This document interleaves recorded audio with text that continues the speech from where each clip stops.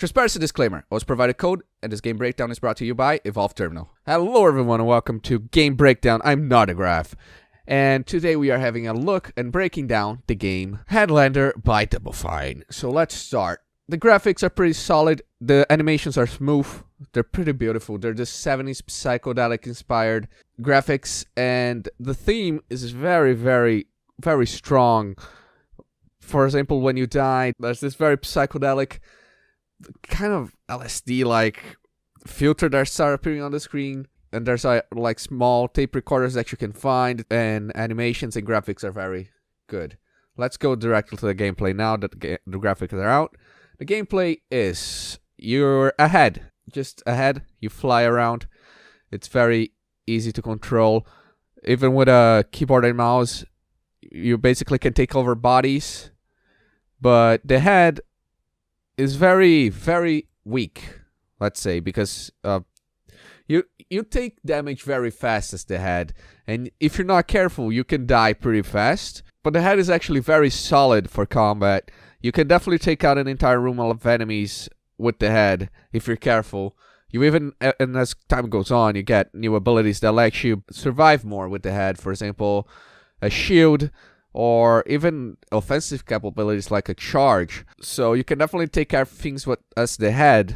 You also get health upgrades and trust upgrades as the head, which is in very Metroidvania-like fashion, as you need to go off the beaten path to find them. As I said, with the head, you can take over bodies, and each body is different. For example, you can take over a citizen's bodies, which can't do much.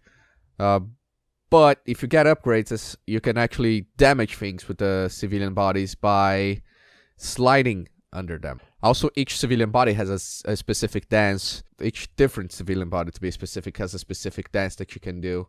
Even small dogs and that does things, or even snowmen, which are just things that you find on the environment, do have a special dance. But the main combat and the main focus of the combat is the guard bodies. The guards are basically colored enemies. They go from red to orange to yellow to green, up all the way up to purple. They shoot lasers. And there's a multitude of different lasers. You can have like a single laser, a double laser, a triple split laser, or even a quad laser if you're lucky.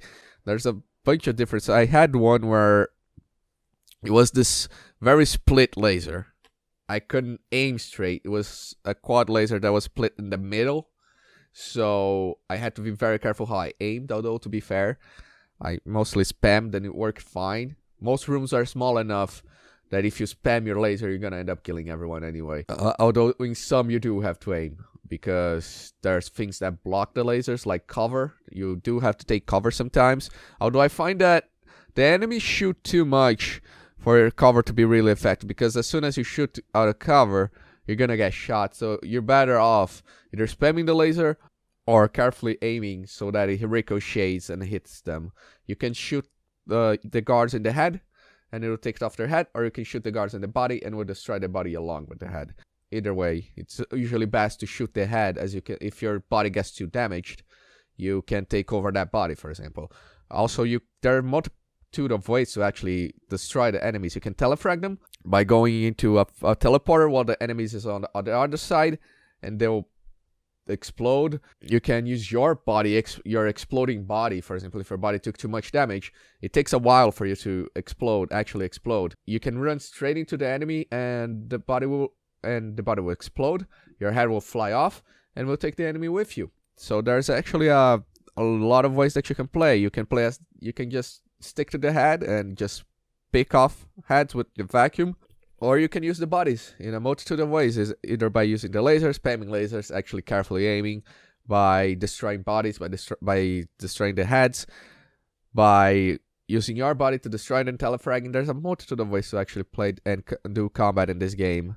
And there's also a bunch of different enemies that you can take. You can take turrets, enemies that only melee, which are actually pretty strong, besides just the guards. Now, as for the upgrades, I've been told there are 45 upgrades in the world that you can find. There are energy upgrades, which give you energy, which you use to upgrade your skills.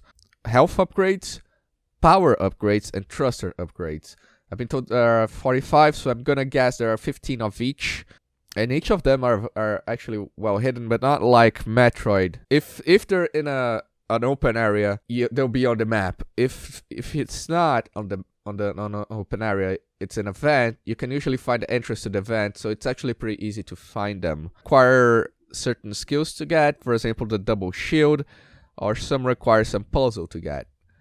Either way, all of the ones I found were pretty easy to get. If you get an orange body, it can enter red doors, and each subsequent upgrade, as you see on the bottom right of the screen, will be able to enter the previous door with no problems. That it's pretty impossible to get stuck in a room. There's actually active code that the game checks. If you're stuck in a room as a head and you have colored doors to get out of, they'll spawn an enemy in the room that you can use to get out. That's pretty much it for the gameplay, so let's skip to the story. The story is basically, you're the last actual human alive. However, you're only just a head. You see, there was this catastrophe that destroyed all human life, but before all humans died, they uploaded their heads to these imposter bodies, and they implanted this chip that would take off all their emotion, even all their feelings and everything. And they're now controlled by this crazy AI called Methuselah. You're woken up by this southern voice dude called Earl, and he starts explaining the world to you, and he explains that this Methuselah AI is actually controlling everyone, and he wants you. So you gotta escape the ship and get to this space station where all the imposter bodies are located. And that's where the majority of the game takes place. The humor is very Double Fine. I can definitely attest to that. There's a lot of puns. There's a lot of I would like childlike humor, I would say. Things very phallic shaped, you find. It's a very solid humor, as always with most Double Fine games. Now that we explain the whole package, how does this all work together? This is very like Metroidvania game. There are upgrades hidden. There is a very Metroidvania map with all the different paths you can take, even showing colored doors that you have to, so you know which body you need to take, so you can plan out your strategy going there. If you have to take a specific body through a very long stretch, you can plan out before you go, and things like that. It's a very solid execution.